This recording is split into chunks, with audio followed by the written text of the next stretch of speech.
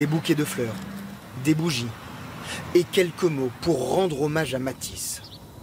Toute la journée, des habitants de Châteauroux sont venus se recueillir là où le jeune homme de 15 ans a été pris en charge par les secours avant de perdre la vie.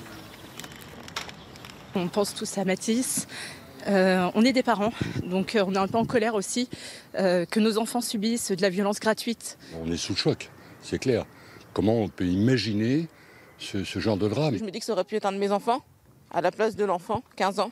On se met à la place des personnes et de la famille. Les faits se sont déroulés vers 17h30 samedi dernier dans le quartier de Saint-Denis. De sources policières, lors d'une première bagarre, Mathis aurait insulté et frappé le deuxième adolescent.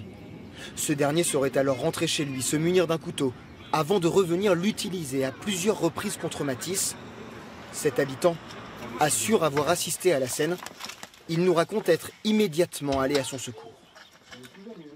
Je le découvre appuyé sur la tête sur un poteau. Il m'a dit qu'il sentait plus ses jambes. Ça, il m'a dit qu'il voyait plus rien, qu'il sentait plus ses jambes. Je lui bouge la tête, je lui tourne la tête pour voir son visage, voir s'il respirait. Il avait les yeux ouverts, il bougeait les yeux de droite à gauche, mais lentement, vraiment lentement. Très rapidement, l'auteur des coups de couteau et sa mère, soupçonnés d'avoir frappé Mathis, sont interpellés. Le suspect, de nationalité afghane, également âgé de 15 ans, était connu des services de police, notamment pour vol aggravé avec violence.